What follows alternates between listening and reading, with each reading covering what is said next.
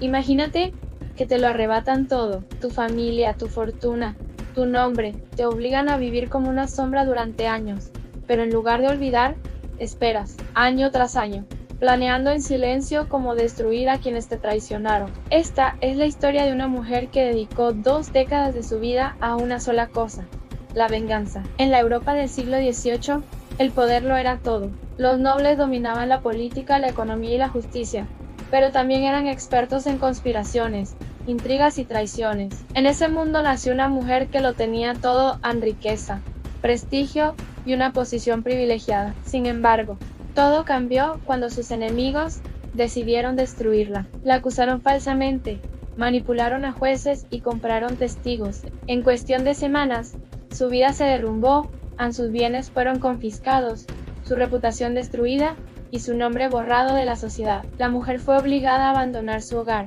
despojada de todo salvo de los recuerdos de una vida que ya no existía.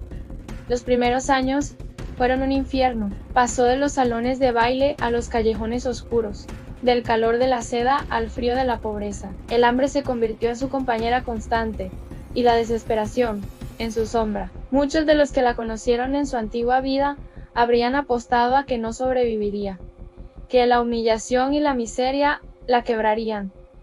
Pero se equivocaban. En lo más profundo de su caída, algo comenzó a cambiar. El exilio la forzó a ver el mundo desde una perspectiva que nunca había conocido. Lejos de la jaula de oro de la nobleza, aprendió a observar. Escuchaba las conversaciones en los mercados, estudiaba los rostros de los comerciantes y marineros, y poco a poco empezó a comprender las verdaderas corrientes que movían el poder, aquellas que no se discutían en los salones, sino en los puertos y las tabernas. Viajó bajo nombres falsos, trabajando en oficios que una dama de su alcurnia jamás habría imaginado. Fue ayudante de un cartógrafo en Lisboa, contable de una casa de comercio en Ámsterdam, y confidente de un diplomático caído en desgracia.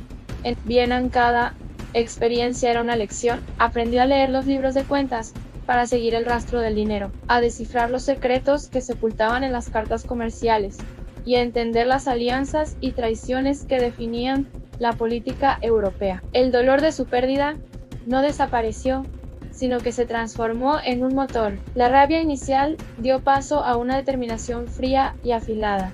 Ya no era una víctima, se estaba convirtiendo en una estratega. No iba a olvidar, no iba a perdonar, iba a esperar, porque el tiempo, en manos de una mente paciente, puede convertirse en el arma más peligrosa. La mayoría de las personas buscan venganza inmediatamente, movidos por la rabia y el dolor, pero ella eligió otro camino. Durante 20 años desapareció del mundo que la había traicionado. Nadie hablaba de ella. Muchos creían que había muerto, pero en la sombra estaba preparando su regreso. Aprendió idiomas, conoció comerciantes y estudió las debilidades de quienes la habían destruido. Sus enemigos, mientras tanto, prosperaban, habían ascendido, se habían enriquecido y se sentían intocables, creyendo que el pasado estaba enterrado, pero no sabían que alguien seguía observando. 2 décadas después, una figura misteriosa comenzó a aparecer en los círculos de poder. Regresó no como la joven que destruyeron, sino como una misteriosa inversora con una fortuna tan vasta como su sed de venganza. Su pasado era un fantasma, su identidad una fortaleza. La recibieron con los brazos abiertos, con los ojos cegados por el brillo de su supuesta riqueza. Vieron una oportunidad de oro, no el fantasma de sus pecados. Su primer objetivo fue el banquero, aquel cuya codicia era insaciable.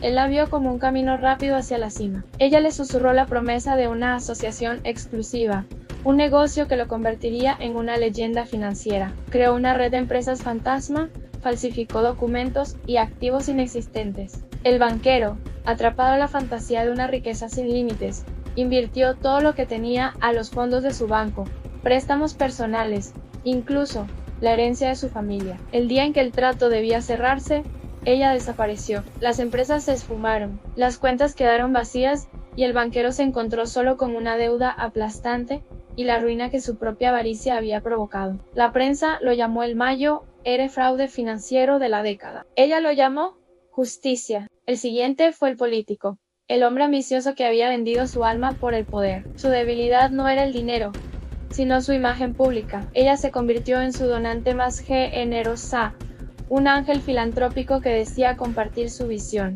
Alimentó su ego, le prometió una victoria arrolladora en las próximas elecciones. Mientras tanto, reunió pruebas, grabó sus conversaciones, aquellas en las que admitía pactos secretos, sobornos y la traición a la gente que había jurado servir. La noche de su mitin más importante, justo cuando su discurso alcanzaba su punto álgido, ella filtró todo. Su gran perorata fue interrumpida por las noticias de última hora que mostraban sus propias palabras corruptas en todas las pantallas. Su carrera implosionó ante los ojos de la nación. Dos habían caído. Faltaban más elegante, influyente y extraordinariamente rica. Nadie sabía de dónde había salido, pero todos querían su amistad. En aquel mundo, el dinero abría todas las puertas. Poco a poco, esa figura empezó a acercarse a las personas que habían destruido a aquella mujer. Los escuchaba, los ayudaba y se ganaba su confianza. Mientras lo hacía, descubría que sus enemigos no eran tan fuertes como creían. Tenían secretos, debilidades y ambiciones que podían volverse contra ellos. La venganza no llegó como una explosión de violencia, sino como una tormenta lenta. Uno por uno, los enemigos comenzaron a perderlo todo. Escándalos financieros, acusaciones públicas, rivalidades políticas. La figura misteriosa movía los hilos desde las sombras, sin levantar sospechas, hasta que finalmente, la verdad salió a la luz. La mujer que todos creían destruida, había vuelto y había utilizado la misma arma que sus enemigos usaron contra ella, el poder. Cuando sus antiguos enemigos cayeron, la sociedad reaccionó con sorpresa. Algunos dijeron que era justicia, que simplemente había recuperado lo que le habían robado. Otros dijeron que era venganza. Una venganza fría, calculada y despiadada. Pero para ella, la cuestión era mucho más simple. Había esperado 20 años. Había vivido con la memoria de la traición cada día. Y al final, había demostrado algo que muchos olvidan. El tiempo no siempre borra las heridas, a veces las afila. La historia está llena de venganzas rápidas, explosiones de ira y actos impulsivos. Pero las venganzas más temidas son diferentes. Son silenciosas, pacientes y se construyen con años de espera. Porque cuando alguien pierde todo, puede rendirse o puede dedicar su vida a recuperar lo que le arrebataron. La pregunta es inevitable si estuvieras en su lugar. ¿Buscarías justicia o buscarías venganza? Porque a veces, la diferencia entre ambas solo depende del tiempo que estés dispuesto a esperar.